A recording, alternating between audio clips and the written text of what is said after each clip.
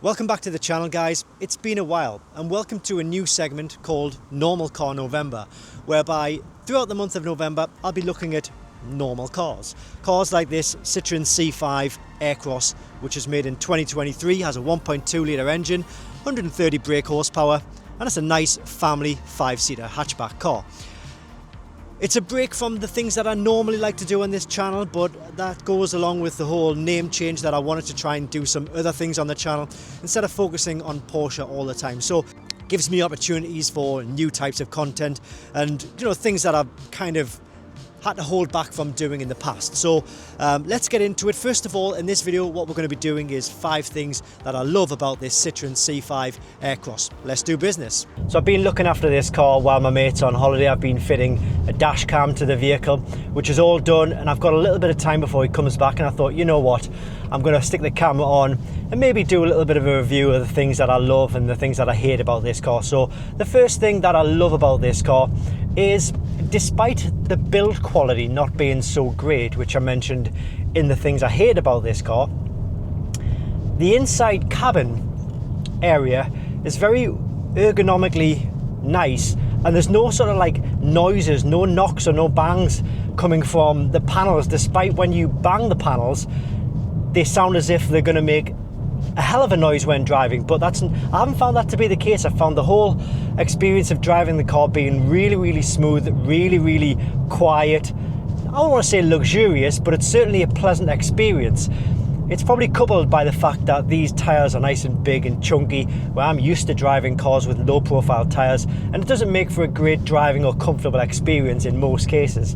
But in this, it's very different. I'm just really delighted with the way that the cabin is nice and calm and just so smooth and quiet. I'm not used to that. So the next thing I love is, well, the steering wheel and the whole feel of the gear shift. The steering wheel has a flat top, which again I'm not used to. I don't know if it's standard in Citroen cars these days. I've never had one in any of my Porsches or any of my other performance cars, but it almost lends itself to kind of being driven like that, because you like putting your hand on this kind of flat part at the top, which doesn't really make for a safe driving experience. It's obviously more safer to have 2 hands on the wheel, but it's kind of nice when you're feeding the wheel and you feel that flat top section. Most people probably wouldn't give a toss about that, but I quite like it.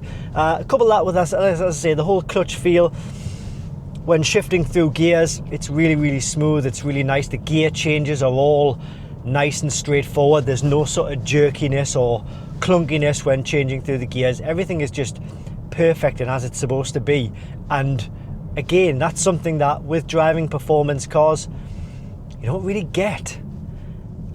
So it's a very nice experience to be able to have this. So number 3 on the list is something that I'm always drawn to and I always have an opinion on in every car that I get into. I get bad backs quite often. I was in a car accident many years ago and I'm still kind of feeling the effects of it. But the seat comfort for me is one of extreme importance. And for a daily driver, which is kind of what this is going to be, it's really comfortable. I've not yet had any situation whereby I've found my back uncomfortable. I've driven it for extended periods of time, and I've always been able to find a really comforting level. We've got many controls on the right hand side here where you can bring the seat forward, back, obviously up and down, and lots of different variations and combinations of whatever suits you perfectly. So the seat comfort for me, although it does have these covers on, and they're not kind of like high or big bolstered seats, they're kind of like a flat with only a really small raised bolster on the side, but that doesn't bother me at all. It's a really comfort seat or comfortable seat, and I've never had any or felt any back issues while I've been driving this. So again, that gets top marks for a daily driver. Now, this channel is supported by Diagnostic World, so if you do need any code readers or scan tools or reset tools, then please do visit Diagnostic World. I'll pop the link in the description below this video. But ultimately, if you're looking to do any sort of calibrations, adaptions, service resets, or just maybe figure out what's wrong with your vehicle and why it's got a check engine light, an airbag light or an ABS light, these tools will help. I'll pop the link in the description below this video. back to the video. So next up is the engine in this thing. It's a 1.2 litre 3-cylinder petrol engine with 129 brake horsepower.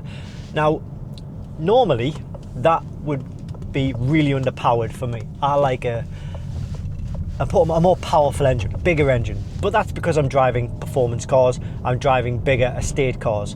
But in this, it's fine. There's a lot of torque there.